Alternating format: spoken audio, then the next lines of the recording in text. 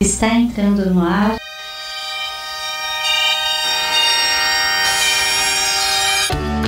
Rua Balsa das 10. Meu nome é Alice, tenho 6 anos. Eu escuto Rua Balsa das 10.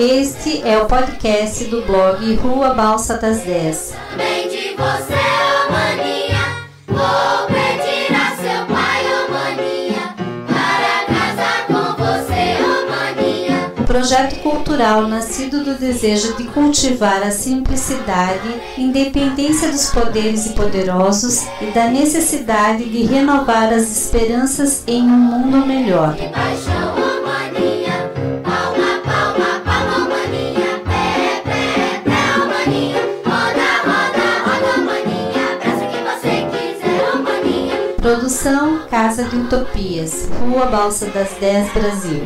Roda, roda, roda, ô maninha, abraça quem você quiser.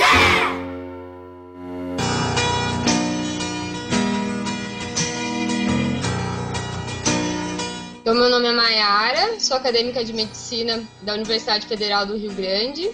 Eu coordeno a Liga de Educação e Saúde há 4 anos, desde o ano que entrei na faculdade. Eu ajudei a fundar a Liga de Educação e Saúde e participo meio que por acidente do grupo da Rua Balsa das 10, quando o Júlio e o Hernande vieram para cá conhecer, a Maria Amélia também conheceu o projeto. E a gente acabou criando a ideia. Meu nome é Hernando, eu sou enfermeiro, moro aqui em Dias d'Ávila, na Bahia. Tá um calor danado e por causa dessa transmissão de hoje eu fui obrigado até a vestir uma camiseta.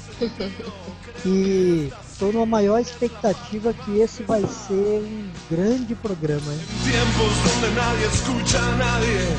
Bom, agora eu me apresento. Eu sou o Júlio, sou professor de saúde coletiva da Federal Fluminense em Niterói. Faço parte da Rede de Educação Popular e do grupo temático de Educação Popular da Brasco. Participo desde o começo do blog Rua Balsa das 10. Na verdade foi uma ideia assim, meio que coletiva, né? O nome assim foi meio... Depois a gente vai falar sobre isso, mas eu acho que talvez alguns de vocês já leram. É isso.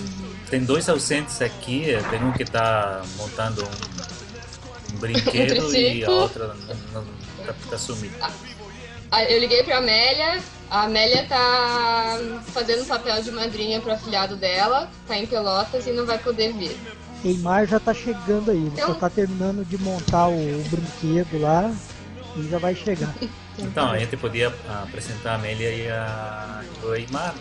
Porque a Amélia é também uma pessoa maravilhosa. Foi o primeiro contato que juntou as nossas amizades. Eu acho que pelo menos foi quem me apresentou o Júlio, quem me apresentou o Hernande. Fora os guris da Liga aqui. É uma baita fotógrafa também. Acho que é isso. A gente vai falar depois, mas a balsa é um pouco de amizade, esse vínculo com o trabalho, com essa vontade de tocar pessoas e tal. E a Amélia é isso tudo também. A Maiara, que é uma menina extremamente organizada, ela fez uma pauta e vamos tentar cumprir para não ficar longo demais, né, Armando? Porque a gente se empolga, acaba falando horas.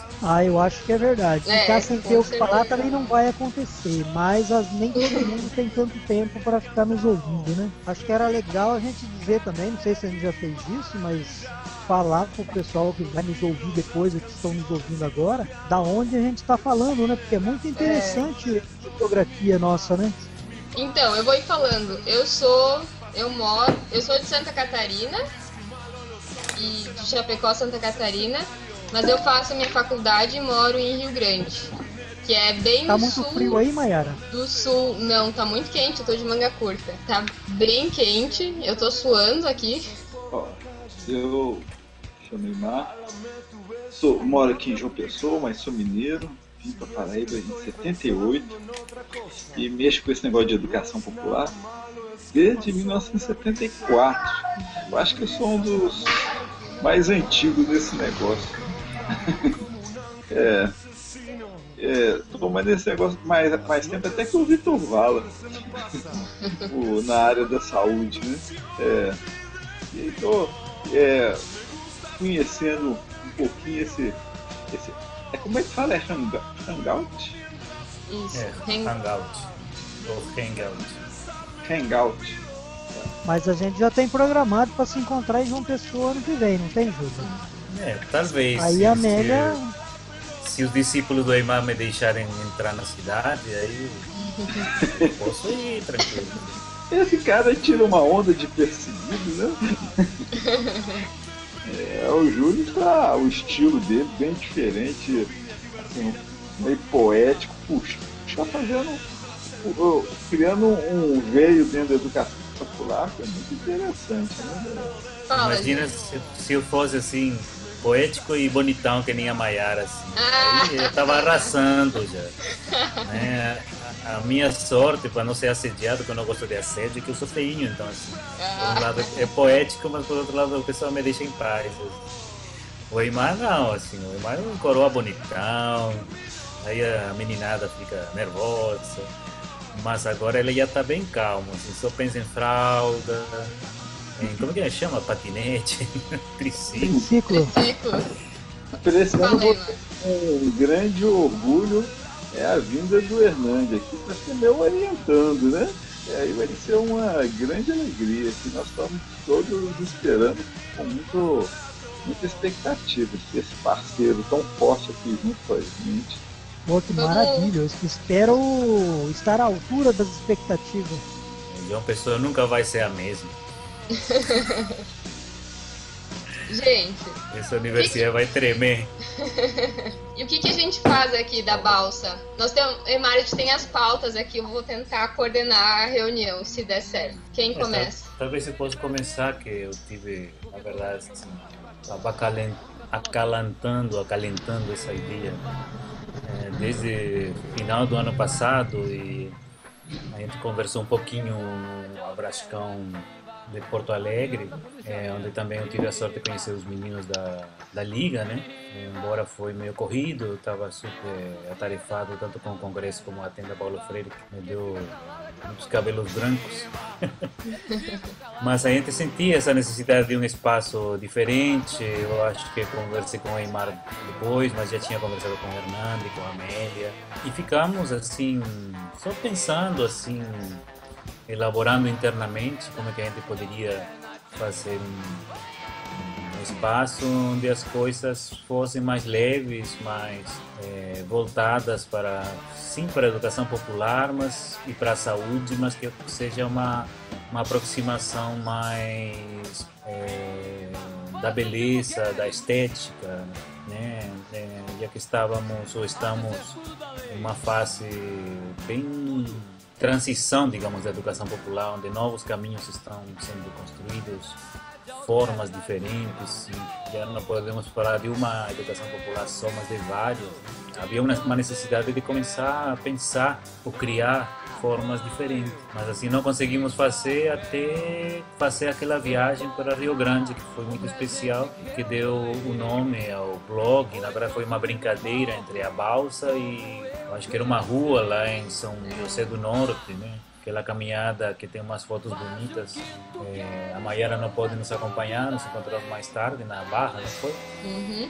E aí o Hernandes, que teve essa ideia de misturar a balsa das 10, que é uma balsa que vai do Rio Grande para São José do Norte, e justamente sai às 10, tem várias, né? Mas a que a gente pegou foi às 10 da manhã. Com a questão da rua, né? Porque balsa 10 ficava meio estranho, não sabíamos bem como colocar, que nome colocar. O importante era não ser uma coisa muito didática, né? Não ser uma coisa muito óbvia.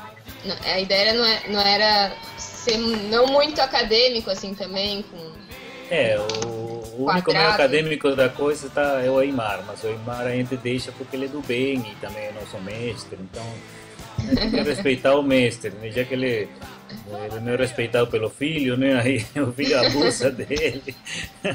Nós pelo menos temos esse respeito dele. Ele está colocando alguns textos um pouquinho mais longos do futuro livro dele, né? Eu acho bonito porque cada um está construindo uma forma de usar o blog, né? conversando com a mãe da Maria Amélia, a Cecília, que mora em Pelotas, ela falava que achava graça porque a Amélia e eu escrevemos muito parecido. Para mim eu me senti extremamente lisonjeado, mas também não concordei muito porque realmente temos sensibilidades diferentes. A Mayara percebe, ela falou que percebe cada parágrafo quem é o autor. Mas há uma certa sintonia sim, né? E eu acho que o Hernande também está escrevendo coisas bem legais, antigas, mais novas. Estamos colocando fotografias nossas e de pessoas próximas, né? O Eymar, ele vai explicar, mas ele está usando também esse espaço como um espaço de diálogo e debate, né? Então, eu acho que em pouco tempo tivemos essa questão do número de visitas muito elevado, mas eu acho que é isso, né? Eu tive a sorte de encontrar vocês, encontrar a Maria Amélia também. Coisas se foram juntando e a gente começou com uma estratégia muito discreta, assim, de não propagandizar, não colocar nas listas, né? Uma coisa meio boca a boca, né? Eu acho que tem um perfil diferente também. A gente não está aqui para fazer propaganda de nós mesmos, mas as pessoas estão gostando e curtindo os textos. Eu falei com a Amélia um pouquinho antes de começar o Hangout que ela não ia poder participar. Ela falou algumas coisas e vou juntar com a minha fala, então vai ficar meio misturado. Mas eu acho que a gente tá... A balsa é água, assim, mas como a Amélia falou, a gente tá voando, né? Eu concordei com isso.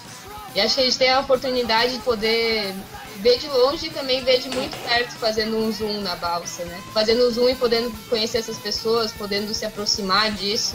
Então a gente tá vendo de longe, às vezes, e também fazendo zoom na vida nas nossas vidas e nas nossas vivências. Eu acho que isso é muito legal, assim. A balsa, esses dias eu escrevi até um poema, assim, que é um lugar que todo mundo tem espaço para todo mundo pode entrar e todo mundo pode navegar, assim, com a gente nas nossas histórias, nos nossos aprendizados e tal. E acho que isso que tem sido muito legal, assim. E para mim, que eu que sou a acadêmica do grupo, tem sido uma grande honra e eu tenho aprendido bastante podendo ler, participando e escrevendo junto com vocês. Para mim, a balsa é isso, assim, é um lugar onde todo mundo é igual, em termos de todo mundo tem voz, mas cada um é do seu jeitinho, assim. Só para completar, assim, eu acho que existe uma questão bacana de admiração mútua, na verdade, assim, né? Não tem a ver com a idade, com a geração, com o lugar. Um respeito e uma admiração, tanto pelo conteúdo, digamos, força do argumento, como pela beleza da expressão dos textos, né? Assim, tivemos a sorte. Eu, pessoalmente, me sinto privilegiado de ler os textos da Mayara e da Amélia, né? Eu acho que essa feminidade é uma coisa extremamente valiosa, assim, é diferente. Eu discordo que homens e mulheres escrevamos igual. Eu gosto muito do jeito feminino da Amélia e da Mayara. Para mim são jovens mestres, né? Porque a Amélia, apesar de não ser garotinha, ela parece garotinha. Então, e a Mayara, apesar de ser muito nova de idade biológica, ela tem uma autoridade e uma energia. Eu sou um dos participantes que está mais um pouco menos ativo como participante mesmo, né? Assim, 2 livros meus têm poesias, o Júlio sempre fala que tem um caráter didático na poesia, né? A gente sempre conversa sobre isso, que mesmo minhas poesias têm eles falam de uma realidade subjetiva que eu estou vivendo, mas quer explicar com clareza para as pessoas que vão ler, né? Então esse caráter didático está muito nos meus textos. Foi uma provocação que eu tive no final do ano passado, de escrever um desafio o médico da mamãe ganha $300 por consulta, e todo mundo admirando.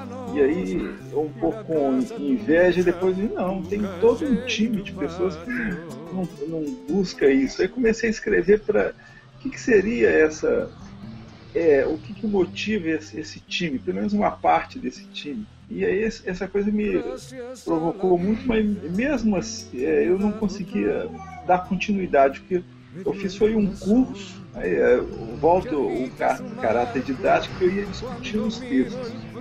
E aí o blog era um pouco uma etapa desse processo de aperfeiçoamento dos textos. Você vê, é algo, uma lógica completamente diferente do que vocês estão fazendo, né? E eu acabo que nem eu tenho lido algumas coisas, mas nem tudo eu tenho lido do blog. Então eu sou um mau participante do blog. Então é um pouco esse, é o meu possível agora. Eu acho que os textos do Eymar, eles casam bem com a balsa, porque é uma espécie de nova face, meio uma ousadia do Eymar.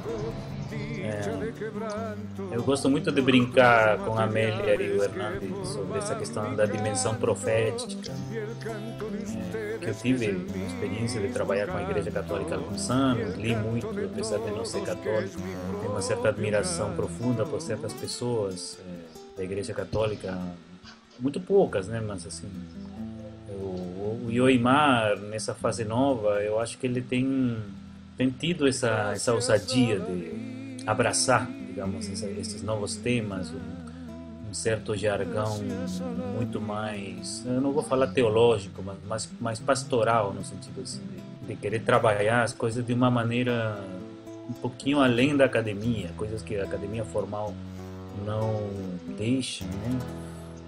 E agora que ele está com uma fase nova, né, aposentado, com filho pequeno, então eu gosto muito desses textos, acho que eles casam bem.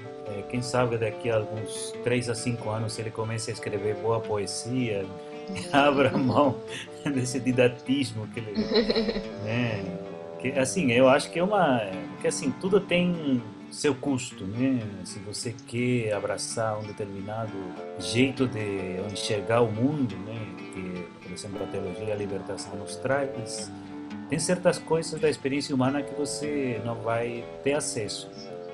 A gente não pode ter tudo, pelo menos ao mesmo tempo, né? A gente pode ter várias fases da vida. Eu acho que o Eymar está numa fase nova, está mudando, assim, no bom sentido da palavra, assim, essa brincadeira minha sobre a poesia, e justamente é isso, né? Você tem um certo olhar, uma certa experiência em relação ao mundo. E aí ela vai configurar a tua linguagem, a tua expressividade, as tuas imagens, a música que está contida no verso, né? A poesia realmente ela bom, dá para falar muitas coisas sobre a poesia. A Mayara sabe até mais do que eu, porque escreve mais do que eu agora, né? Eu acho que quando eu tinha a idade dela, eu escrevia quase tanto quanto elas, né? Tudo tem sua face, né? Às vezes eu escrevo pequenos poemas de 3 versos, para mim uma alegria de síntese, né? Mas na época da Mayara, quer dizer, da idade da Mayara, era extremamente prolífico e proliferante também. Mas é importante, assim, eu acho que tudo está de acordo a uma certa fase da vida, né? Você está ouvindo Tua Balsa Deserto. Por que talvez nesse momento esses hangouts, essas coisas são importantes, assim, para a educação popular hoje, assim? Eu acho que tem a ver com a crise que a gente viveu do desenvolvimento da educação popular. Eu acho que o encontro nacional de educação popular que teve no Rio foi em 2011, né, Júlio? Foi muito pesado. A gente começou a sentir como que o movimento da educação popular, na medida que ele tem hoje recursos do Estado, está se tornando uma política, ele virou campo de disputa de espaços muito... Essa disputa de espaço sempre teve, né?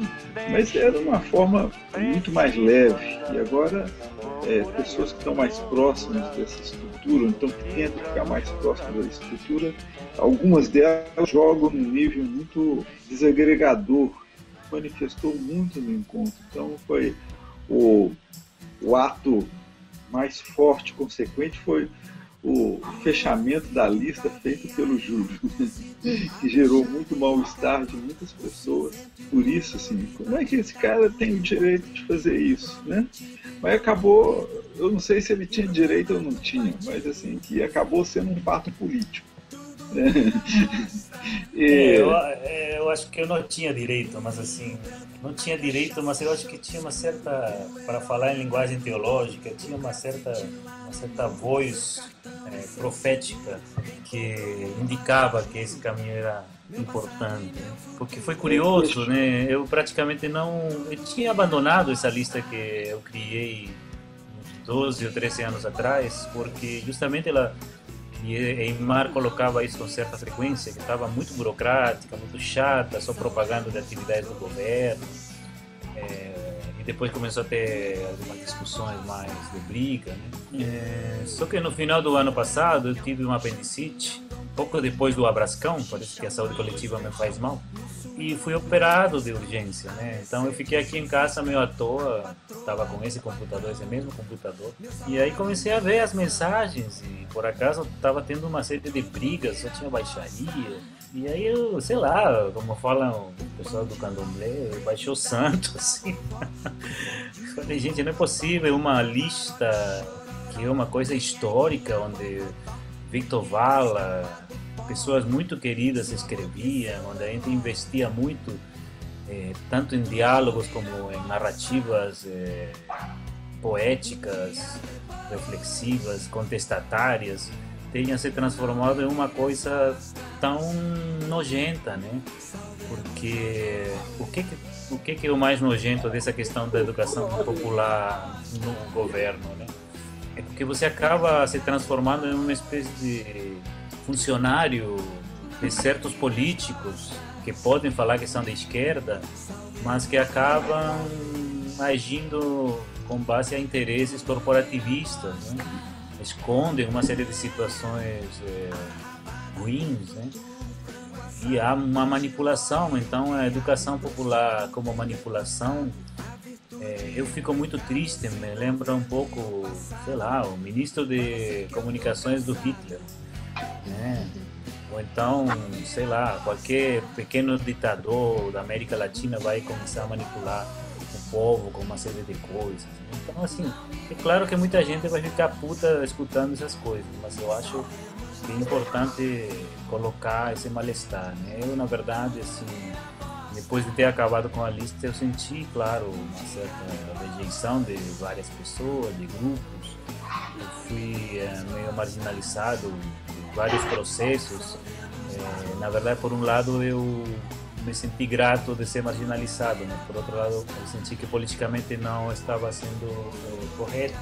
Então, assim, sei lá, o Eymar sabe, né? Me conhece há muitos anos, sabe que eu não sou desse estilo brigão, eu não sou desse estilo de ficar destruindo coisas, mas eu acho que quando fiz 50 anos eu entrei na adolescência e aí entrou essa questão de querer mudar certas coisas que eu tinha deixado para lá, né? Falar assim, gente, o negócio, toda lista tem uma senitude, um envelhecimento natural, mas aí depois, sei lá, o ano passado eu fiquei tão indignado, né? E eu sei que eu não tinha direito, mas eu sei que tinha um espírito dentro de mim indicando um certo caminho, como se fosse um surto psicótico, ou então uma experiência mística, digamos. Eu estou sacaneando o Eymar. Mas assim, acabou tendo um sentido, porque a lista se mantinha pela inércia, né?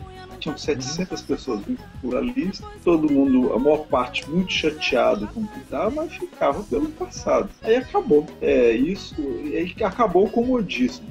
Aí foi criada uma nova lista que tem muito menos gente, né? Tem muito menos visibilidade, e ela deu chance para um novo começar cortando um pouco uma herança inércia, uma herança muito grande, que estava pesando em termos de inércia. Mas eu acho que, voltando para o assunto do blog, né, que foi esse vazio, eu acho que foi muito importante. Eu acredito, né? Eu não sei, que não fui eu, que foi o Júlio, vocês que tomaram mais à frente, mas eu acho que esse vazio e um sentimento de querer fazer algo diferente, né? Que, como na lista já teve essa conversa mais poética, eu lembrar muito a Iracema Benevides, a mineirinha, né? Que está hoje, voltou para Belo Horizonte, e que puxava muito essas dimensões dentro da lira. Várias pessoas puxavam, E assim, eu acho que é uma tentativa de radicalizar nesse sentido, né? Tentar recuperar certas dimensões, apesar de que em certas outras talvez não sejamos tão fortes, digamos, né? A gente não sabe muito como lidar com poder, a gente não sabe muito como negociar certas coisas. Eu não sou tão bom nessas coisas, mas estou aprendendo também. A minha experiência na Brasco está sendo uma escola, assim. Mas por isso não é recuperar, porque você não está recuperando, você está começando algo novo, pega uma dimensão que foi importante essa experiência anterior e radicaliza ela, né? Radicaliza e foca nessa dimensão mais literária, poética, que também estava, mas agora o blog é concentradamente isso. Eu acho que, a ideia original do Hernando era produzir podcast, que é uma coisa um pouco diferente, né? Na verdade não é diferente. A única diferença é que nós estamos tendo essa possibilidade de transmissão ao vivo. O podcast, seja videocast ou de som, dá para editar e você coloca na internet. E eu acho que uma coisa interessante seria ter um diálogo com os textos, né? Até porque é interessante saber como é que as pessoas nos leem, o que elas pensam, o que elas criticam. E por que fazer esses hangouts e tal? Qual que é a nossa ideia aqui, enfim. Pra mim, pelo menos, são momentos de conversa entre amigos e de muito aprendizado, assim. Esse misto disso tudo, assim, sem ter aquele rigor formal, como se fosse uma conversa, sei lá, num bar. Pois é, eu fiquei escutando vocês falarem lá logo do início da origem da Rua Balsa das 10 e tal. E assim, concordo com tudo que foi dito, mas eu acho que faltou a gente falar uma coisa que na época a gente discutia bastante, que era aquela ideia de que durante muito tempo a gente achou que ia fazer a revolução amanhã, que ia mudar o mundo amanhã, seja pela via da participação política partidária ou através do nosso trabalho, da nossa militância na educação popular. E em dado momento também a gente começou a ver que a gente não ia mudar o mundo amanhã e que a gente precisava de uma maneira de se expressar ou meio de se expressar que refletisse esse despojamento, essa compreensão de que a gente não é a última bolacha do pacote, nem o último copo d'água mineral do deserto. E a gente procurava uma maneira de estar fazendo isso que fosse completamente despretensiosa e que a gente pudesse estar, inclusive, se expressando e colocando nossas produções mais pessoais mesmo. Então eu acho que o Rua Balsa das 10, ela é mesmo essa esquina, esse boteco que a gente se encontra para bater papo, jogar a conversa fora. E aí poder se expressar lá da maneira como a gente está fazendo, com poesia, com ficção, que é coisa que a gente não tinha o hábito de estar fazendo, né? E desde o início a gente teve essa ideia de também não estar apenas escrevendo, mas de estar podendo produzir com outros meios, com outras formas de expressão tão válido quanto o texto, que era através da música, do áudio, do vídeo, da poesia, da fotografia, do desenho e de várias outras maneiras. E o podcast, talvez mesmo pelo meu desejo pessoal, ou e também pelo saudosismo que a gente tinha do diálogo ZPS que o Júlio fazia com o Sérgio, que era uma coisa assim, era muito profundo e ao mesmo tempo era entretenimento puro. A gente escutava para refletir e também para dar risada. Então era essa ideia de estar podendo reproduzir no Rua Balsa das 10 essa produção via áudio mesmo e trazer outras pessoas interessantes com quem a gente gostaria de conversar. Sendo levado pela poesia, pela ficção de algum texto e provocado por isso, continuasse na oralidade algo que está no espírito do próprio blog, né? Não sei. a Amélia deu uma ideia para o próximo Hangout, que é coisas especiais que acontecem em contextos muito adversos. Eu adorei, mas não consegui imaginar ainda do que se trata. Agora, eu também estava pensando da gente, mais para frente, começar a convidar algumas pessoas para a gente conversar. Eu tenho uma colega que eu descobri aqui em Dias Dávila, psicóloga, e ela trabalhando no interior, ela me disse que uma vez teve que tratar de lobisomice. Eu acho que lobisomice é um assunto muito interessante para a gente conversar em algum momento também.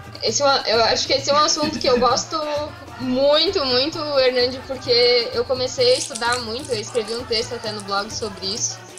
E eu comecei a estudar muito, tava falando com o Júlio antes de vocês chegarem, que eu gosto muito desses termos populares que se chamam folk illness, né? Que é a ideia das doenças populares, né? E que os médicos não tratam. Agora eu queria também, já que vocês estão falando de tema, lobisomice, eu queria colocar um tema psicanalítico na nossa conversa. Eu estou sentindo uma certa crise com o popular.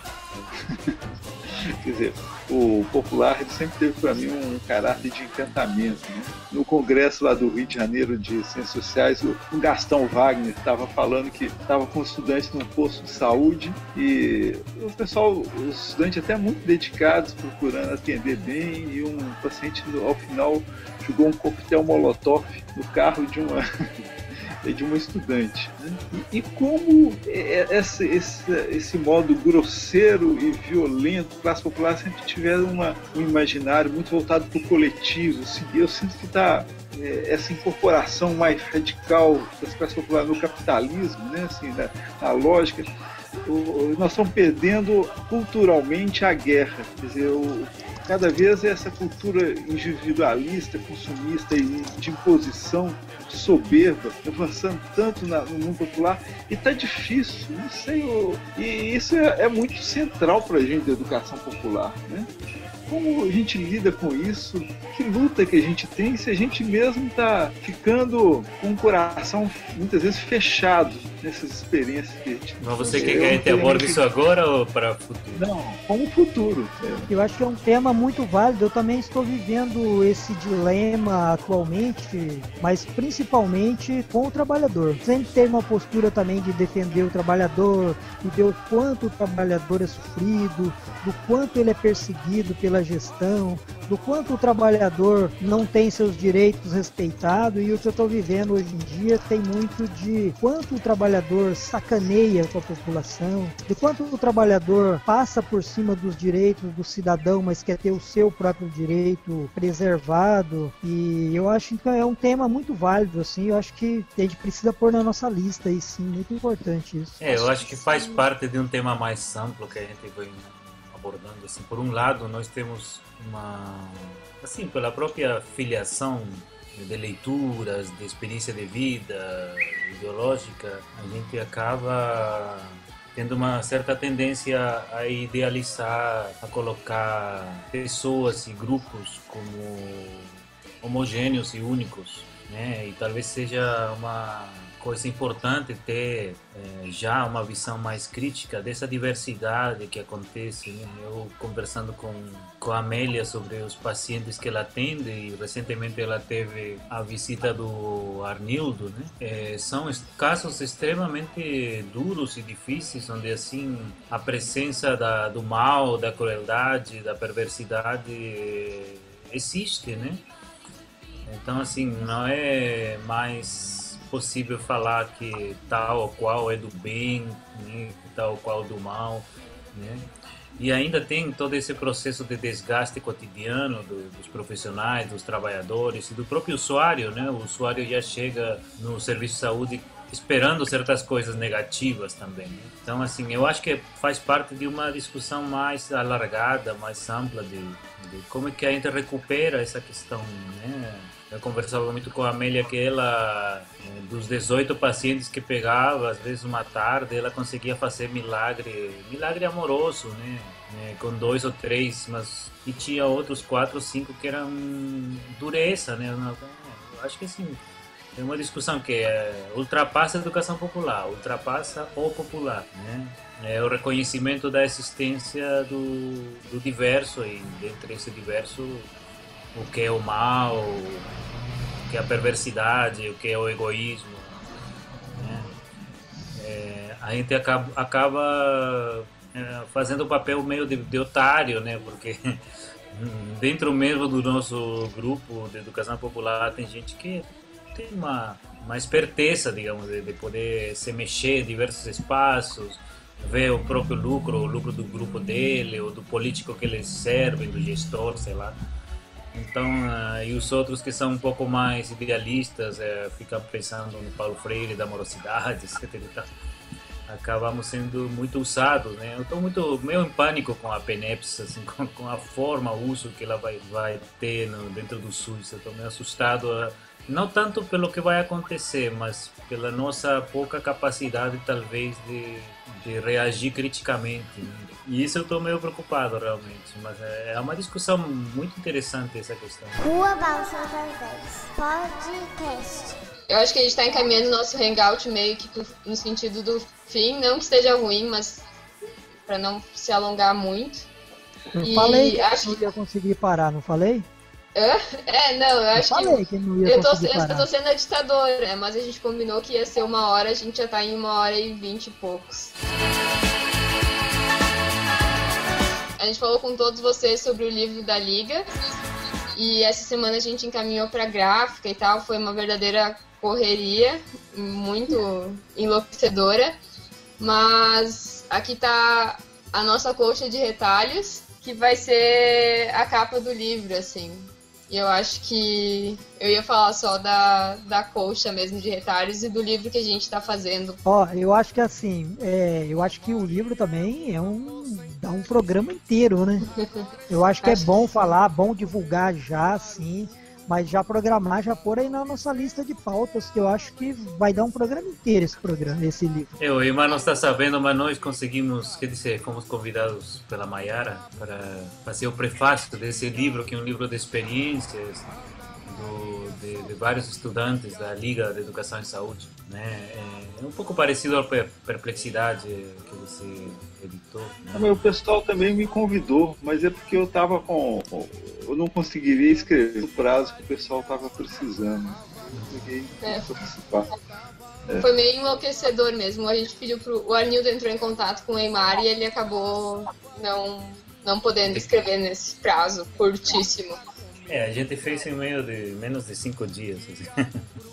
Não foi pequeno, assim, a várias mãos. A gente até pegou um pedaço de um texto do Hernando, mas eu acho que ficou bonitinho. Teve um ping-pong assim, de leituras, de mudanças, e ficou legal.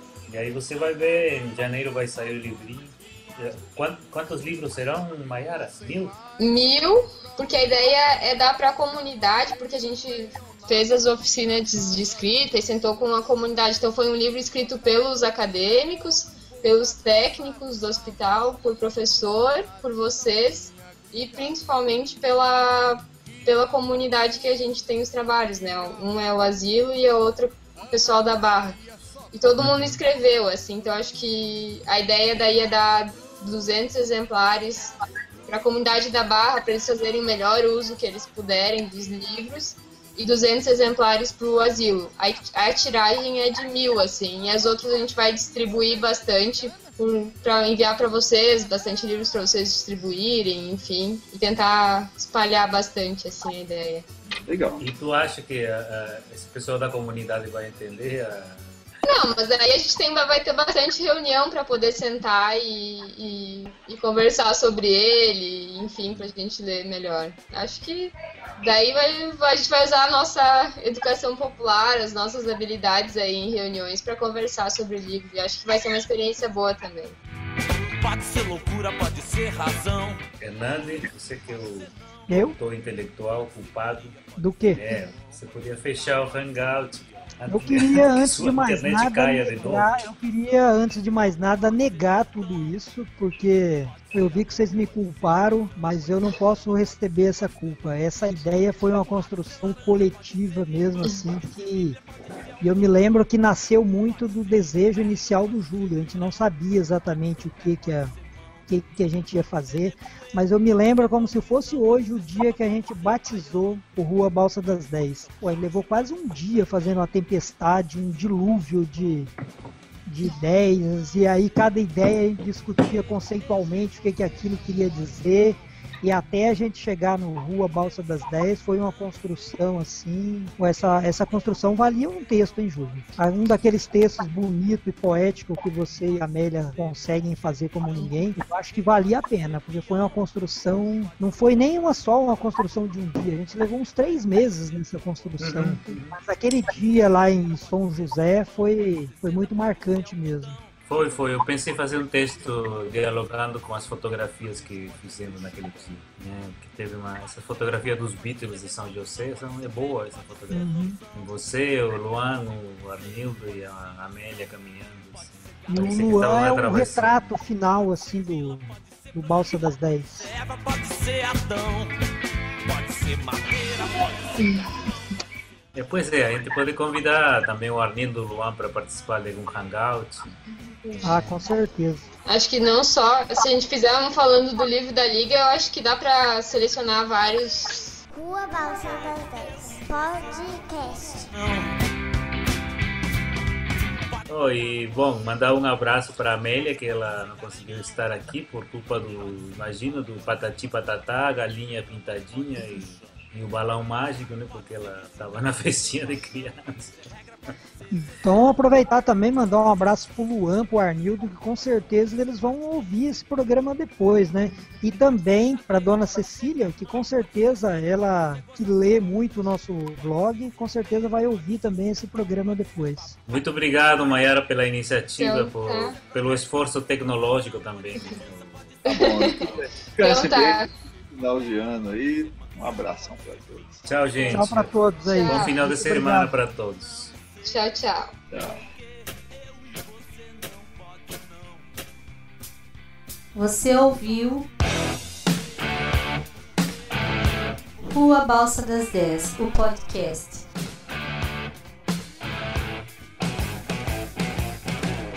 Transmitido ao vivo via YouTube. Versão em podcast disponível em http://balsa10.blogspot.com.br